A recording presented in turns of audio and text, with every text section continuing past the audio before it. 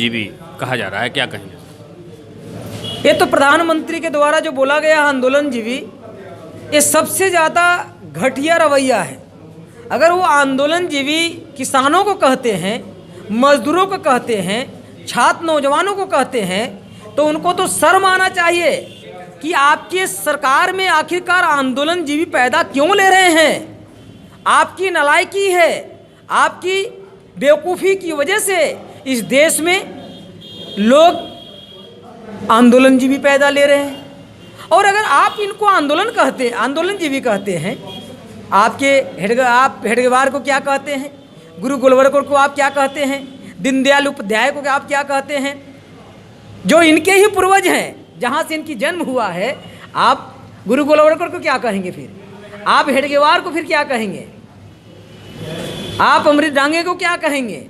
आप नमूद्रिपाद को क्या कहेंगे? आप अभी जो वर्तमान में इनके जो आरएसएस के लोग नौटंकी कर रहे हैं, उनको आप क्या कहेंगे?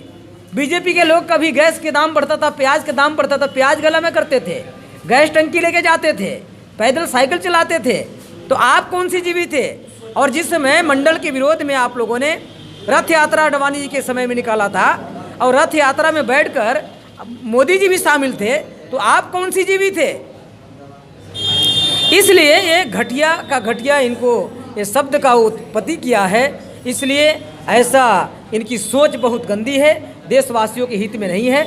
ये हम इसकी निंदा करते हैं और हम किसानों के हित में, छात्र मजदूरों के हित में, महिलाओं के हित में हम बहुजन मुक्ति पार्टी निरंतर लड़ाई लड़। बेरोजगार सड़कों पर आ गया है सारा, मतलब कि आंदोलन ही आंदोलन, क्या कहेंगे सर? किसानों की बात की नहीं सुनी जा रही है, जिसका सबसे बड़ा दो कारण है। दो कारण यह है, केंद्र सरकार को ऐसा यकीन और विश्वास हो गई है, अर्थात आरएसएस वाली बीजेपी सरकार को ये यकीन है, विश्वास है कि हमें किसान, मजदूर, युवा, नौजवानों की वोट नहीं चाहिए।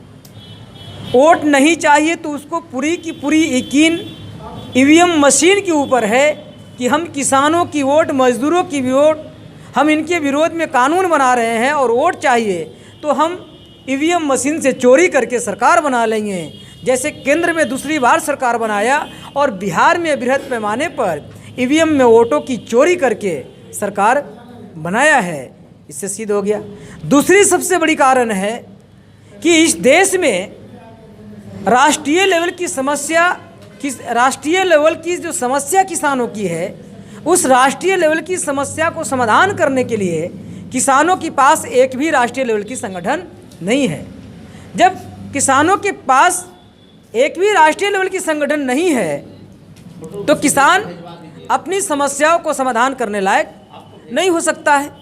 इसलिए साथियों, हम लोगों ने कोशिश किया है कि संगठन की जो विचारधारा है और पार्टी की जो आंदोलन है और जो इनके साथ में जो षड्यंत्र हो रही है, इस षड्यंत्र को बृहदपूर्वक हम जनता के बीच में ले जाकर रखने की काम करेंगे।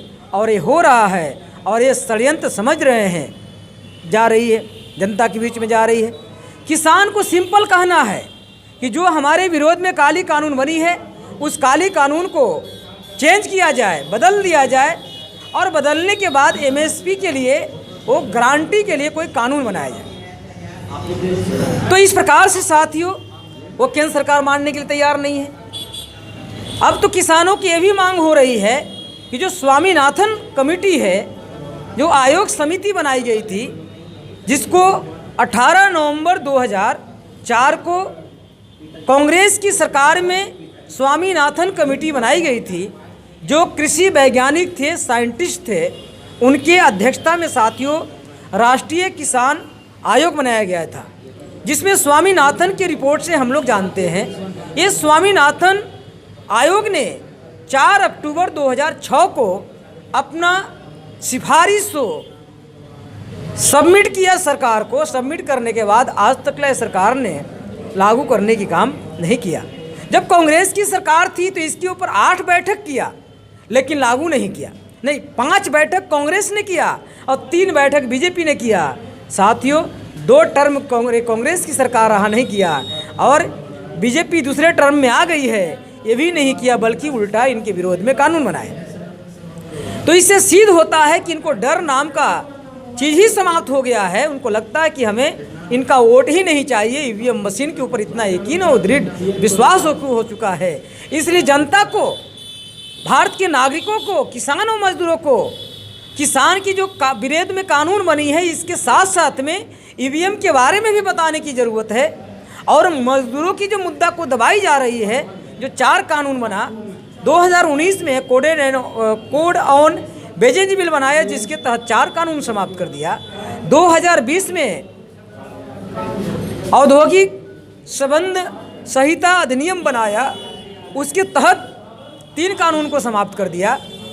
ऑक्यूपेशनल सिक्योरिटी बिल लाया, उसके तहत भी 4 कानून को समाप्त किया।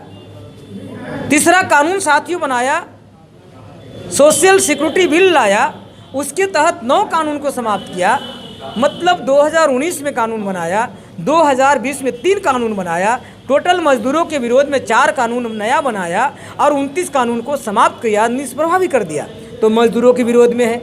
छात्रों के विरोध में शिक्षा नीति राजीव गांधी की सरकार में 1986 में लाई गई थी। इस सरकार ने बदलकर शिक्षा नीति 2020 में लाया, जो गरीब गुरबा के बेटा बेटी, जो अनुसूचित जाति का बेटा बेटी, जनजाति का बेटा बेटी, पिछड़ा अल्पसंख्यक का बेटा बेटी को जो प्राइमरी एजुकेशन, प्राथमिक शिक्षा सस्ता में मिलता था, हायर एजुकेशन मिलता था, आज साथियों नहीं मिल पाएगा।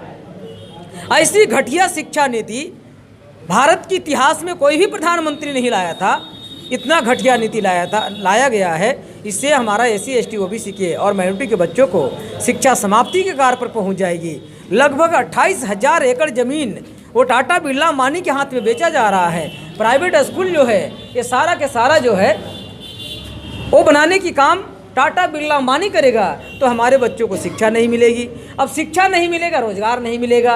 रोज़गार के लिए टैलेंट चाहिए, पढ़े लिखे लोग चाहिए। तो स्किलफुल पावर में इनको जो पावर चाहिए, स्किलफुल मैन पावर जो इनको चाहिए, स्किलफुल मैन पावर मिलेगा नहीं। स्किलफुल मैन पावर के लिए स्टडी चाहिए, पढ़ाई चाहिए। तो इनको स्किलफुल मैन पावर चाहिए ही नहीं, इनको जानवर चाहिए, क्योंकि जानवर की तरह इनको फैक्ट्री में खटाना है। इसलिए साथियों, छात्र के विरोध में, मजदूरों के विरोध में, किसानों के विरोध में, पढ़े लिखे लोगों के विरोध में सरकार ने कौन सी कानून पास किया है, नियम लाया है कि जिसकी नौकरी से, जो नौकरी सरकारी विभाग में कर रहा है, ईवीएम का विरोध होना चाहिए। ईवीएम होगा तो ये पूंजीपति लोग चुनाव में एक्टिव हो जाएंगे। अब पूंजी के बदौलत अफसर को मिला करके, टेक्निकल और इलेक्ट्रॉनिक्स इंजीनियर के मिला करके चुनाव में धांधली की जाएगी। बिल्कुल ईवीएम से नहीं होना चाहिए। समाज के लोगों को भरोसा नहीं है ईवीएम पर। यदि ईवीएम पर भरोसा रहता तो चुनाव जो लोकसभा वाला हुआ उसमें बिल्कुल धांधली किया गया है।